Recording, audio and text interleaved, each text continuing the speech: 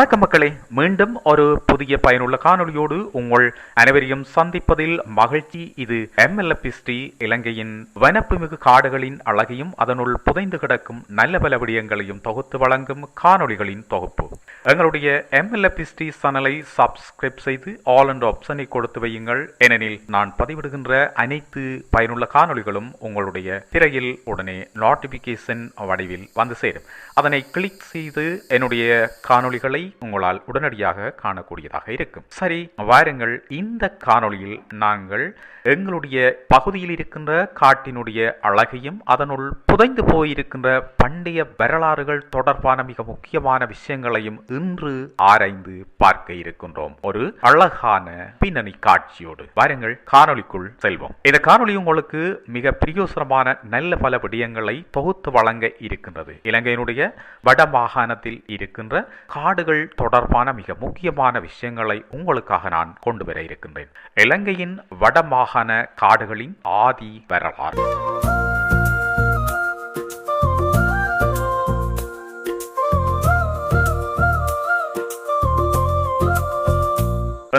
இலங்கையின் வடக்கு மாகாணத்தின் பசுமையான காடுகளின் ஆழமான வரலாற்றுக்குள் செல்ல போகின்றோம். இந்த காடுகள் வெறும் மரங்கள் நிறைந்த இடங்கள் மட்டுமல்ல, அவை பல நூற்றாண்டு கால வரலாற்றையும் கலாச்சாரத்தையும் இலங்கையின் அதிசயத்தையும் தன்னுள் புதைத்து வைத்துள்ள மிகப்பெரிய பயனுள்ள காடுகள்.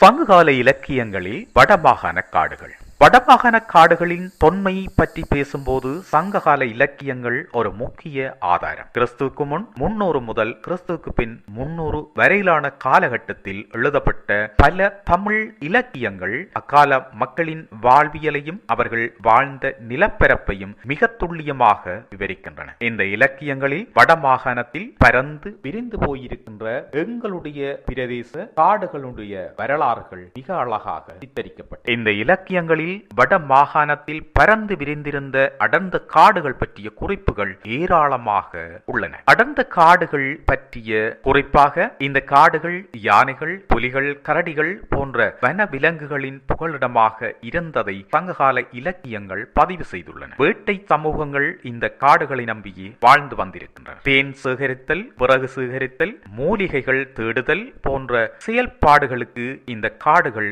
முக்கிய ஆதாரமாக விளங்கி இருக்கின்றன. புராதன அரசுகளும் காடுகளின் பயன்பாடு.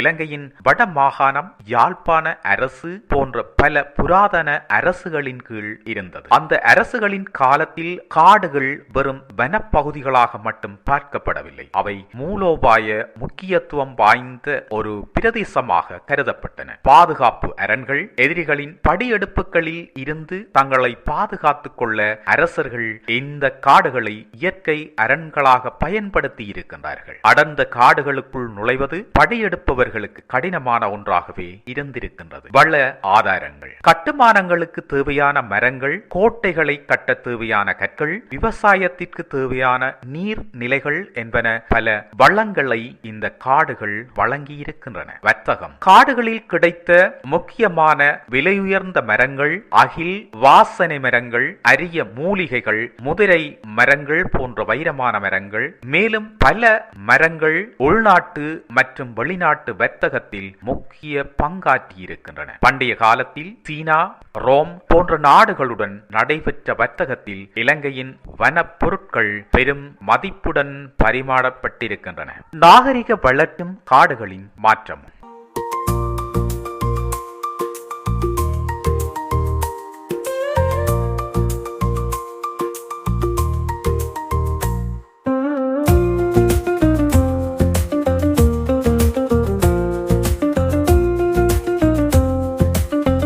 காலப்போக்கில் வடமாகாணத்தில் நாகரிக வளர்ச்சி பெருகிய போது காடுகளின் பரப்பளவிலும் மாற்றங்கள் ஏற்பட்டன. விவசாய விரிவாக்கம், நகரமயமாக்கல், புதிய குடியேற்றங்கள் ஆகியவை காடுகளின் அழிவுக்கு வழிவகுத்தன. ஆயினும் மக்கள் காடுகளை முழுமையாக அழிக்காமல் அவற்றின் முக்கியத்துவத்தை உணர்ந்து வாழ்ந்தனர் என்பதற்கு பல சான்றுகள் இருக்கின்றன. அவற்றில் பல பிரதேசங்களில் இந்த விலையுயர்ந்த தேக்கு மரங்கள் நடப்பட்டிருப்பதும் ஏனைய முக்கியமான பயிர்கள், அதாவது காட்டு மரங்கள் நடப்பட்டிருப்பதும் அதற்குரிய சான்றுகளில் சில. சமய நம்பிக்கைகள் காடுகளை பாதுகாப்பதில் பெரும் பங்கு வகித்தன. பல காடுகள் புனித தலங்களாக கருதப்பட்டு அங்குள்ள மரங்கள் தெய்வங்களாக வழிபட்டன. இதனால் காடழிப்பு கட்டுப்படுத்தப்பட்டது. என்றும் எங்களுடைய பிரதேசங்களில் இந்த மரங்களின் கீழ் கோவில்களை அமைத்து அவற்றை வழிபட்டு வருவதை காணக்கூடியதாக இருக்கின்றது. இந்த வழிபாடுகள் எங்களுடைய கடவுள்களை வணங்குவதோடு இந்த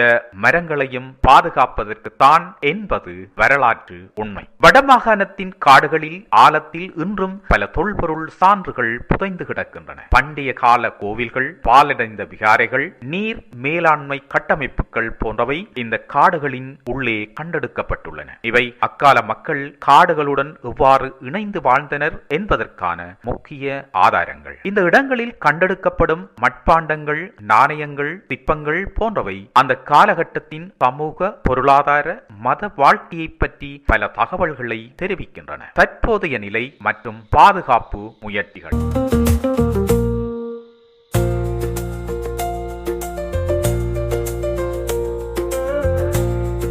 இன்று வடமாகாண காடுகளில் ஒரு பகுதி பாதுகாக்கப்பட்ட வனங்களாகவும் தேசிய பூங்காக்களாகவும் அறிவிக்கப்பட்டுள்ளன. யாழ்ப்பாணத்தின் கடலோர காடுகள், முல்லைத்தீவின் காடுகள், வன்னி மற்றும் கிளிநொச்சி போன்ற பகுதிகளில் காடுகள் பிரதேசத்தின் காடுகள் இவற்றில் அடங்கும். இந்த காடுகள் பல அரிய வகை தாவரங்களும் விலங்குகளும் மற்றும் ஊர்வன போன்றவை வாழ்கின்ற ஒரு புகலிடமாக உள்ளன. இலங்கையின் வடமாகாண காடுகள் வெறும் வரலாற்று புத்தகங்களில் மட்டும் வாழவில்லை. அவை என்றும் உயிர் வாழும் ஒரு வரலாறு. அவை நமக்கு கடந்த காலத்தில் ஏராளமான பாடங்களையும் எதிர்காலத்திற்கான பொறுப்பையும் உணர்த்துகின்றன. இந்த காடுகளை பாதுகாப்பது நமது கடமை. ஏனெனில் அவை நமது பாரம்பரியத்தின் ஒரு பகுதி, நமது எதிர்காலத்தின் ஆதாரம். அரசுகளின் ஆளுகைகளில் வனவளங்களின் பயன்பாட்டிலும் ஒரு வரலாற்று பார்வை.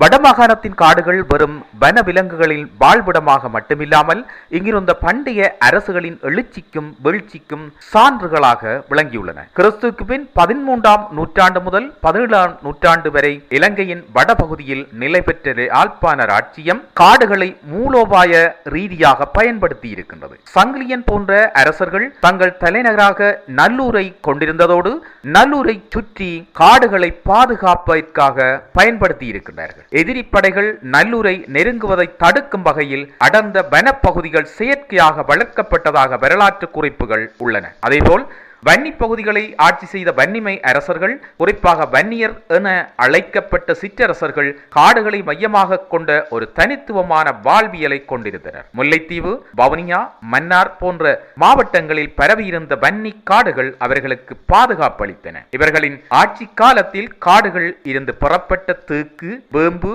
பாலை, முதிரை போன்ற மரங்கள் கட்டிடங்களுக்கும் அன்றாட பயன்பாட்டிற்கும் முக்கியத்துவம் பெற்றிருந்தன.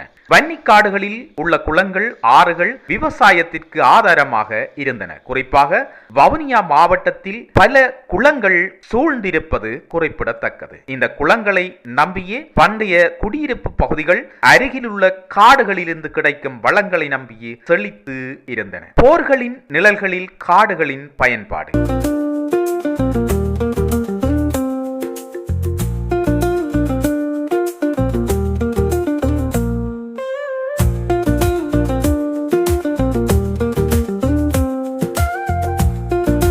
இலங்கையின் வரலாற்று போர்களில் வடமாகாண காடுகள் பெரும் பங்கு வகித்துள்ளன. குறிப்பாக 17ஆம் நூற்றாண்டில் ஒல்லாந்தர் யாழ்ப்பாணத்தை கைப்பற்ற முயன்ற போது யாழ்ப்பாண படைகள் காடுகளை மறைவிடமாகவும் தாக்குதல்களுக்கு ஏற்ற களங்களாகவும் பயன்படுத்தி இருந்தன. பரந்தன், கிளிநொச்சி போன்ற பகுதிகளில் இருந்த அடர்ந்த காடுகள் படையினரின் நடமாட்டத்தை கட்டுப்படுத்தின. இலங்கை உள்நாட்டு போரின் போதும் வடக்கின் காடுகள் இரு பகுதியினருக்கும் முக்கிய களங்களாகவும் மாறின. வன்னி பெரும் காடுகள் ஒரு தற்காலிக அரணாகவும் விநியோக பாதையாகவும் செயல்பட்டன. எனினும் இந்த காடுகளின் கரடுமுரடான நிலப்பரப்பு இரு தரப்பினருக்கும் பெரும் சவாலாக அமைந்திருந்தது. இக்காலகட்டத்தில் காடுகள் அழிக்கப்பட்டதும் மீள்குடியேற்றத்தின் போது காடுகள் மீதான அழுத்தம் அதிகரித்ததும் சுற்றுச்சூழல் சவால்களை உருவாக்கி இயற்கையின் அதிசயம் உயிர்ப்பு பன்மயமும் பண்டைய வர்த்தகம்.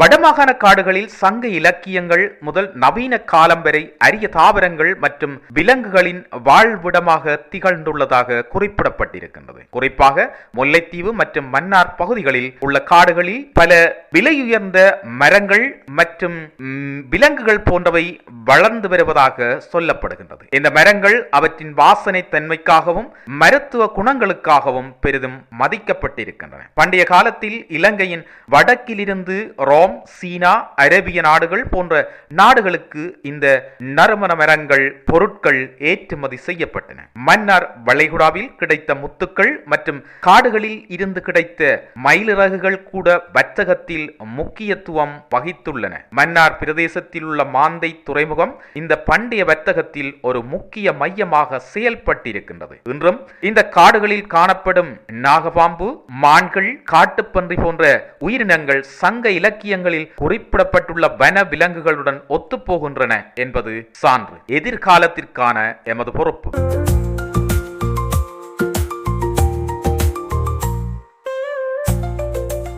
இலங்கையின் வடமாகாண காடுகள் வெறும் தாவரங்களும் விலங்குகளும் நிறைந்த இடங்கள் அல்ல. அவை நம் முன்னோர்களின் வாழ்வியலையும் அவர்கள் இயற்கை அன்னையுடன் கொண்டிருந்த உறவையும் எடுத்துரைக்கும் ஒரு உயிருள்ள ஆவணங்கள். இந்த காடுகளின் ஆதி வரலாறு நமக்கு உணர்த்துவது என்னவென்றால் அவற்றில் பாதுகாப்பும் நிலைத்தன்மையும் நமது சமூக கலாச்சார பொருளாதார நலன்களுக்கு மிகவும் அவசியம். இன்றைய தலைமுறை இந்த காடுகளை பாதுகாப்பதற்கான முயற்சிகளில் ஈடுபடுவது வருங்கால சந்ததியினருக்கான ஒரு சிறந்த பாரம்பரியத்தை விட்டுச் செல்வதற்கு ஒப்பானதாகும். இந்த காடுகள் வெறும் நிலப்பரப்புகள் அல்ல, அவை நமது தேசிய அடையாளத்தின் ஒரு பகுதியாக இருக்கின்றன.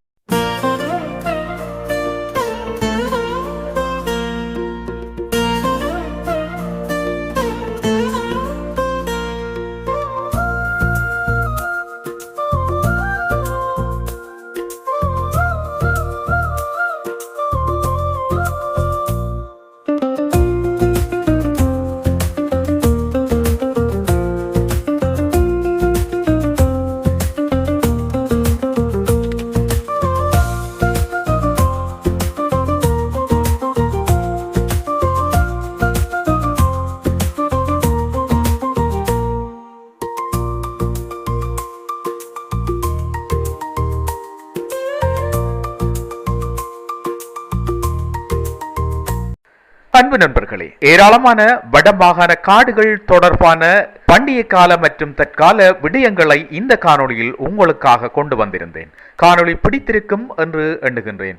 காணொளிக்கு ஒரு லைக் செய்யுங்கள். மேலும் என்னுடைய இவ்வாறான பெறுமதியான காணொளிகளை கண்டுகளிக்க MLFhistory சேனலை சப்ஸ்கிரைப் செய்து ஆல் என்ற ஆப்ஷனை கொடுத்து வையுங்கள். நான் பதிவிடுகின்ற எல்லா காணொளிகளும் உங்களை உடனடியாக வந்து சேரும்.